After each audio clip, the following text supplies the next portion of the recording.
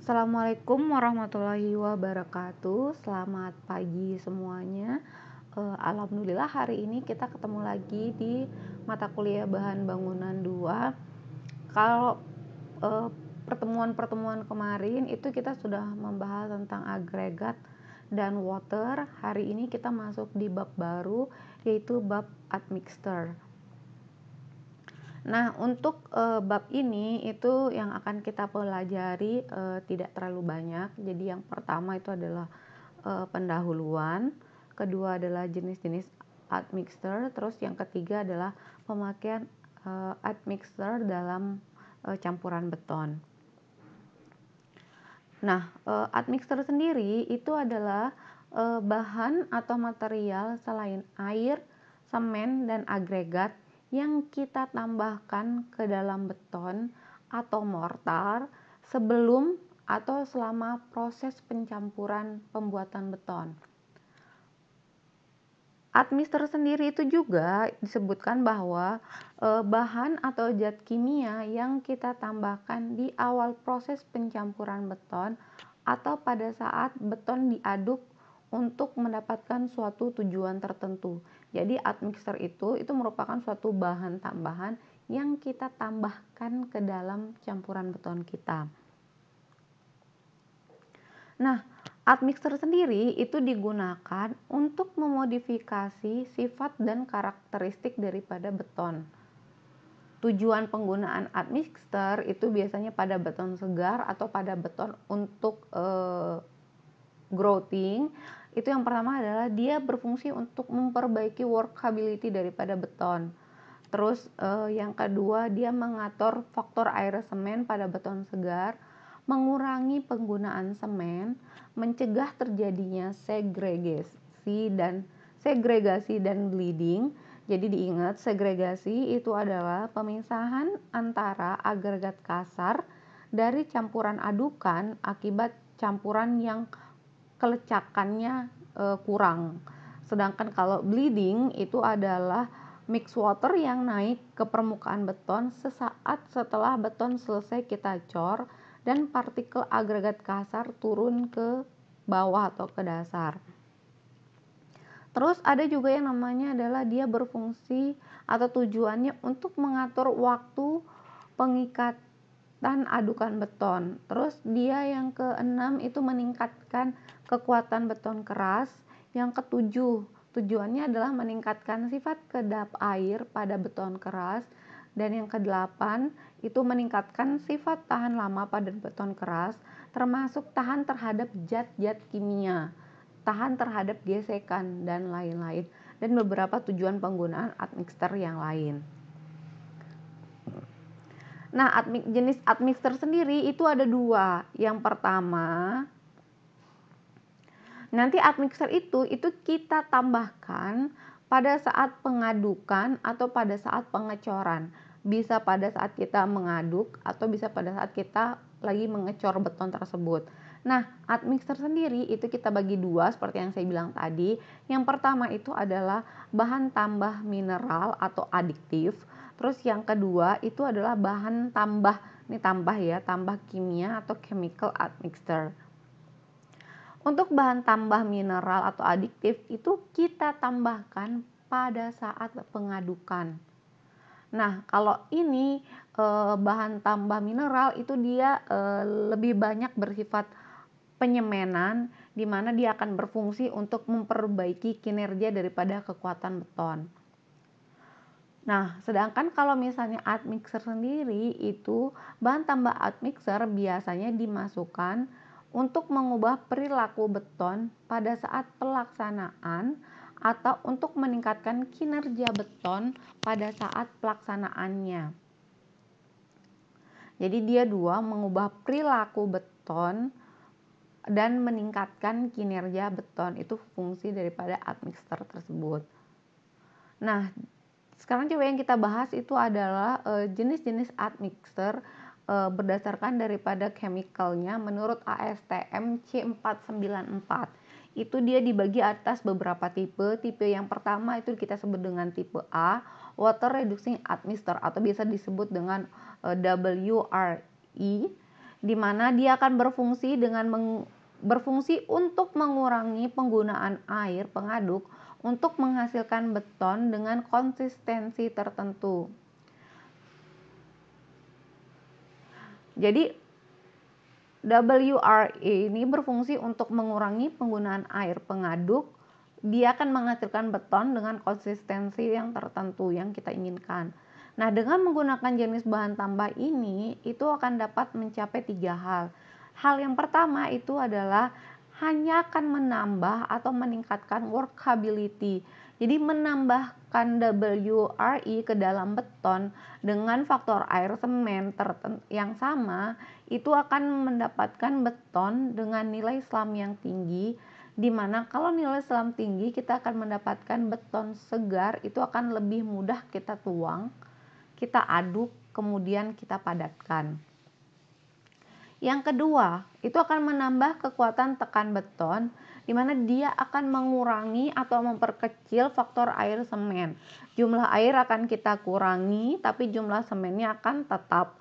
Dengan menambahkan WRE pada beton segar, itu dia akan berfungsi untuk beton memiliki kekuatan yang lebih tinggi. Hal yang ketiga, terus dari beberapa hasil penelitian, ternyata dengan faktor air semen yang lebih rendah, tetapi workability-nya tinggi, itu maka kuat tekan beton kita juga akan meningkat. Nah, ini adalah contoh daripada water reduction yang ada di pasaran.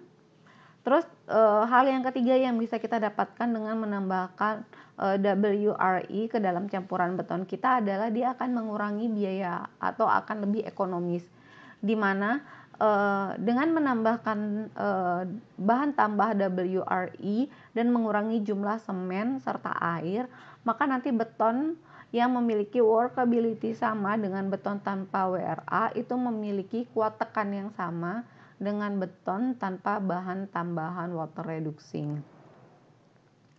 Dengan demikian dikatakan bahwa beton kita itu akan lebih ekonomis dengan tujuan dia kekuatan yang sama itu membutuhkan jumlah semen yang lebih sedikit. Kemudian tipe B itu ada retarding admixture. Nah, retarding ini itu berfungsi untuk memperlambat proses waktu pengikatan beton. Nah, biasanya dia digunakan pada saat kondisi cuaca yang lagi panas, terus dia berfungsi untuk memperpanjang waktu pada saat pemadatan, pengangkutan, dan pengecoran. Ini adalah contoh retarding di pasaran. Terus tipe yang ketiga itu ada accelerating. Jadi accelerating itu dia akan berfungsi untuk mempercepat proses pengikatan dan pengembangan kekuatan pada beton awal. Bahan ini itu digunakan untuk memperpendek waktu pengikatan semen, sehingga dia akan mempercepat pencapaian kekuatan beton. Nah, pada daerah-daerah yang menyebabkan korosi tinggi, accelerating ini tidak dianjurkan, apalagi yang jenisnya adalah kalsium klorida.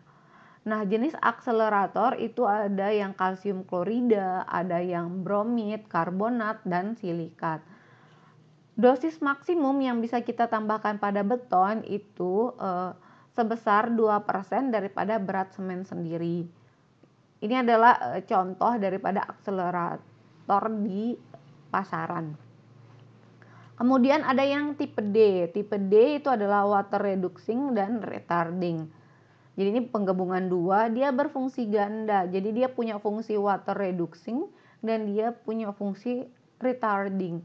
Jadi dia berfungsi untuk mengurangi jumlah air pengaduk yang diperlukan pada beton, tetapi tetap memperoleh adukan dengan konsistensi tertentu sekaligus memperlambat proses pengikatan awal dan pengerasan daripada beton.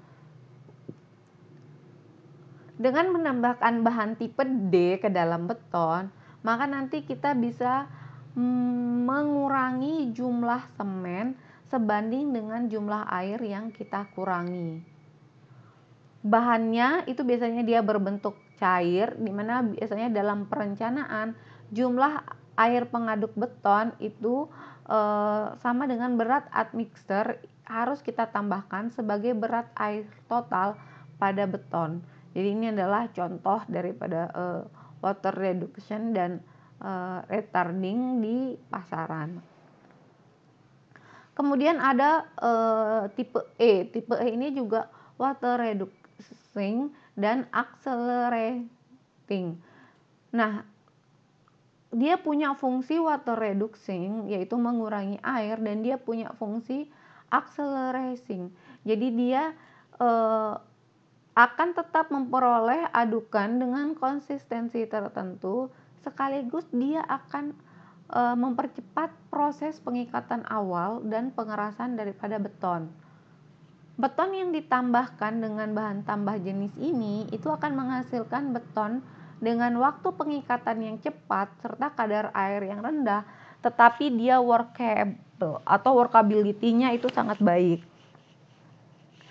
Terus dengan menambahkan tipe E itu kita menginginkan beton dengan kuat tekan tinggi dengan waktu pengikatan yang lebih cepat, atau kita sebut dengan beton mempunyai kekuatan awal yang tinggi. Kemudian ada tipe F. Tipe F ini adalah water reducing dengan high range admixture. Dia berfungsi untuk mengurangi jumlah air bercampur yang diperlukan untuk menghasilkan beton dengan konsistensi tertentu sebanyak 12% atau lebih. Dikatakan bahwa dengan menambahkan admixture jenis F atau tipe F ini, diharapkan kekuatan beton kita itu akan semakin tinggi dengan jumlah air yang lebih sedikit. Tetapi tingkat kemudahan pekerjaannya atau workability betonnya itu juga tinggi.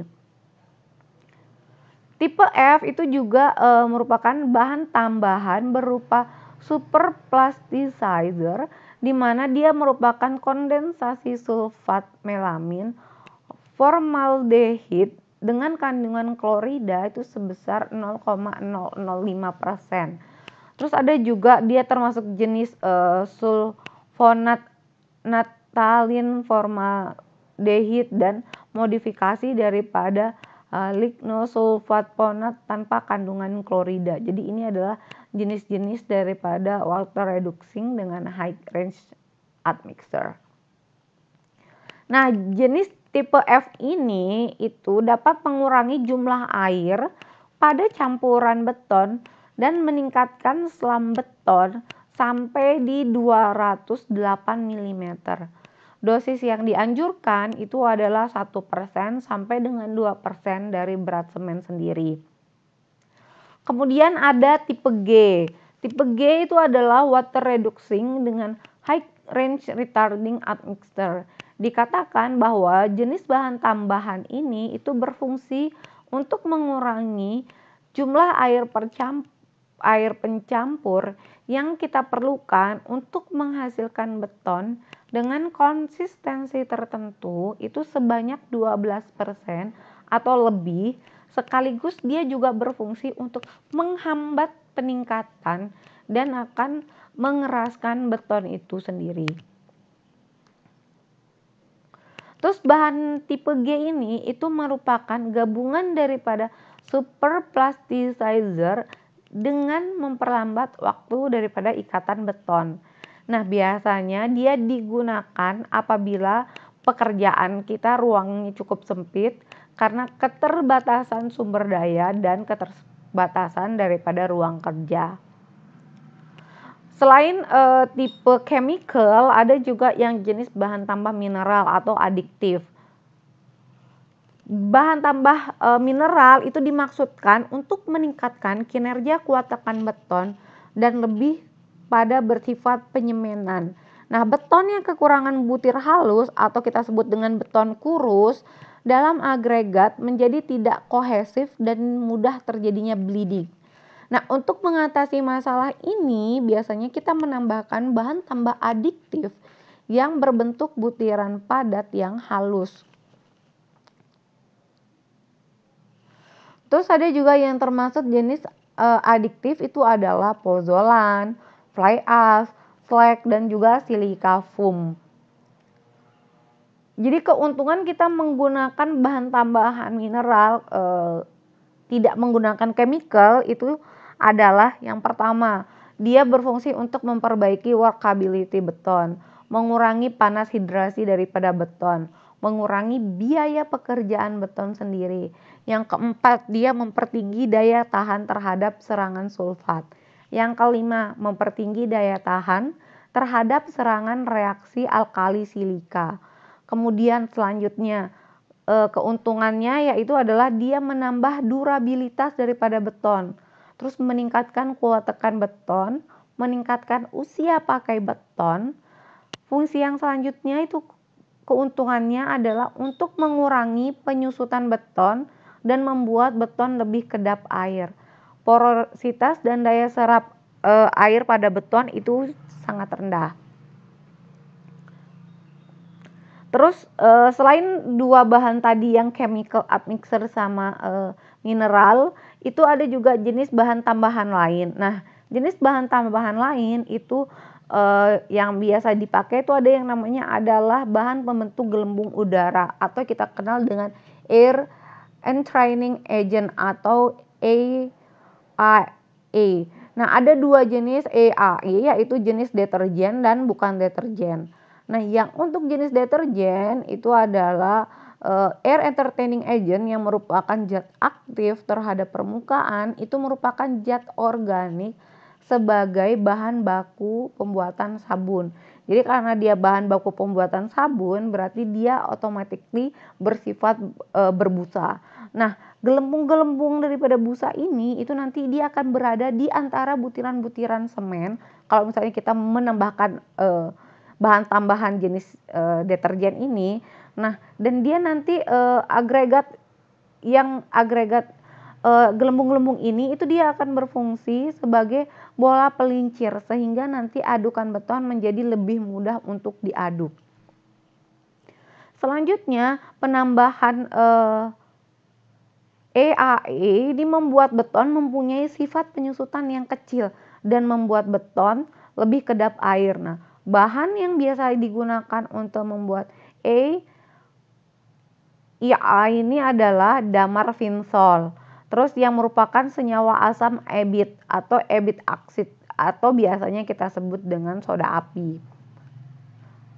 Nah, selanjutnya kalau misalnya tadi jenis air entertaining yang jenisnya deterjen, itu ada juga air entertaining yang jenisnya bukan deterjen. Nah, jenis ini biasanya dia berupa bubuk aluminium halus. Bubuk ini apabila bercampur dengan air pada beton, dia akan bereaksi membentuk gelembung udara gas hidrogen. Biasanya itu digunakan juga bahan stabilisator, contohnya misalnya natrium stearat, di mana dia akan berfungsi agar gelembungnya dapat tersebar merata dan stabil. Selain agent entertaining tadi, itu ada juga yang namanya adalah hardener konkrit. Hardener konkrit itu digunakan pada permukaan beton yang harus menanggung pembebanan beban atau pembebanan berat dan berulang-ulang. Contohnya itu pada lantai untuk bengkel-bengkel alat berat. Nah, pembebanan yang akan menyebabkan keausan pada permukaan beton itu akan menyebabkan rusaknya permukaan beton. Sehingga untuk menghindarinya itu bisa kita gunakan agregat beton yang terbuat dari bahan kimia dan agregat metalik yang terdiri dari butiran-butiran yang halus. Terus ada waterproofing. Bahan dari waterproofing itu biasanya memiliki partikel-partikel halus dan gradasi yang menerus dalam pencampuran beton. Karena hal ini itu bisa mengurangi permeabilitas daripada air. Terus admixture jenis ini itu biasanya digunakan pada beton yang tidak boleh mengalami rembesan. Sehingga permukaan beton harus diusahakan tetap kedap air. Contohnya itu adalah beton yang digunakan pada pembangunan tunnel atau terowongan. Terus ada lagi beberapa jenis bahan tambahan lain seperti misalnya pigment, corrosion inhibitor, terus ada bonding agent, ada polimer dan beton tanpa slam. Terus pemakaian admixer dalam beton itu, admixer atau bahan tambah untuk beton digunakan dengan tujuannya adalah memperbaiki atau menambah sifat beton itu menjadi lebih baik. Jadi fungsinya adalah memperbaiki dan menambah sifat beton menjadi lebih baik. Nah, jadi karena sifatnya hanya sebagai bahan tambah yang bersifat membantu, jadi admixer sendiri itu bukan zat yang dapat membuat beton yang kualitasnya jelek itu menjadi baik. Terus ada beberapa pertimbangan dalam pemakaian admixer pada beton. Jadi ini diberikan oleh Smekto pada tahun 2001. Jadi katakan bahwa jangan menggunakan admixer bila kita tidak tahu tujuan kita dulu.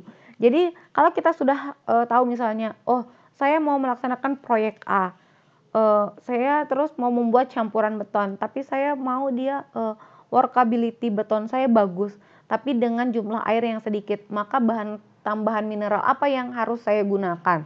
Nah, jadi itu tujuannya dulu kita tahu sebelum kita menggunakan admixer tersebut. Terus admixer itu tidak akan membuat beton buruk menjadi beton yang baik. Terus suatu admixer itu dapat merubah lebih dari satu sifat adukan beton. Nah, yang terakhir itu dibutuhkan pengawasan terhadap bahan itu sangat penting, termasuk daripada pengawasan atas pengaruh admixer itu sendiri terhadap beton. Terus catatan dalam penggunaan admixer itu menurut SNI tahun 2002. Yang pertama, untuk keseluruhan pekerjaan, admixer yang digunakan harus mampu secara konsisten menghasilkan komposisi dan kinerja yang sama. Kalsium klorida atau bahan tambah yang mengandung klorida itu tidak digunakan pada beton prategang, beton dengan aluminium tertanam, atau beton yang kita cor dengan menggunakan bagisting baja galvanis. Terus bahan tambahan pembentuk gelembung udara atau agent entertaining itu harus memenuhi SNI 2496 tahun 91, di mana ini merupakan SNI tentang spesifikasi bahan penambah pembentuk gelembung untuk beton. Yang keempat, bahan tambahan pengurangan air, menghemat reaksi hidrasi beton, terus dia akan mempercepat reaksi hidrasi beton, dan gabungan pengurang air, penghambat reaksi hidrasi beton dan gabungan pengurangan air. Terus dia juga akan mempercepat reaksi hidrasi beton, itu kita harus memenuhi. Jadi bahan tambahan yang fungsinya seperti yang saya sebutkan di atas, itu dia harus memenuhi spesifikasi bahan tambahan kimiawi untuk beton menurut ASTM C494, atau spesifikasi bahan tambahan kimiawi untuk menghasilkan beton dengan kelecekan yang tinggi menurut ASTM 1017. Kalau misalnya kita menggunakan fly ash atau bahan pojolan lain yang kita gunakan sebagai bahan tambahan, itu harus memenuhi spesifikasi untuk fly ash dan pozolan alami murni atau terkalsinasi untuk digunakan sebagai bahan tambahan mineral pada beton semen Portland menurut ASTM C618, SNI 2495 dan SNI 2460. Yang ketujuh, terus kalau misalnya bahan tambahan kerak tungku pijar yang diperhalus kemudian digunakan sebagai bahan tambahan, itu harus memenuhi spesifikasi untuk kerak tungku pijar yang diperhalus dan digunakan pada beton dan mortar menggunakan ASTM C989. Admixer yang digunakan pada beton yang mengandung semen ekspansif itu dia menggunakan ASTM C845, itu harus cocok dengan semen yang digunakan tersebut dan menghasilkan pengaruh yang tidak merugikan. Terakhir, kalau misalnya kita menggunakan silika foam sebagai admixer, bahan tambahan harus sesuai dengan spesifikasi silika foam pada beton dan mortar semen hidrolis menurut ASTM C1240. Nah, itu adalah tadi syarat-syarat ketika kita menggunakan beton. Menurut SNI 2002. Nah, ada juga syarat mutu bahan tambahan. Yang pertama, jadi produsen bahan tambah itu harus menyatakan secara tertulis bahwa bahan yang disediakan untuk suatu pekerjaan beton itu adalah sama dengan bahan yang diujikan untuk memenuhi persyaratan mutu. Yang kedua, produsen bahan tambahan yang akan dipakai untuk beton pratekan harus menyatakan secara tertulis kadar klorida di dalam bahan tambahan dan kadar klorida yang sudah ditambahkan selama pembuatannya. Terus syarat untuk keseragaman dan kesamaan komposisi. Apabila nanti ditentukan oleh pembeli atau pemakai bahwa perlu untuk dilakukan uji keseragaman terhadap jumlah bahan tambah, maka kita harus melakukan yang pertama, pengujian dilakukan terhadap contoh awal atau inisial sampel dan hasil uji kita jadikan referensi untuk membandingkan hasil uji atas contoh yang kita ambil dari sembarang bahan atau kita sebut dengan lot.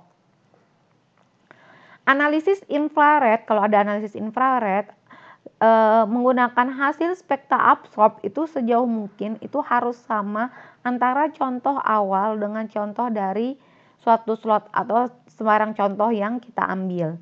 Selanjutnya, residu pengeringan di dalam oven bila kita uji dengan cara dan ketentuan ASTM C494, maka variasinya antara lain adalah contoh awal yang kita ambil dari lot harus berada pada batas variasi di mana 5% untuk kita menggunakan bahan tambahan cair dan 4% untuk menggunakan bahan tambahan non cair. Dan yang terakhir itu adalah berat jenis untuk bahan tambahan cair. Perbedaannya adalah untuk contoh awal air suling dan dengan contoh dari lot itu tidak boleh lebih besar daripada 10%.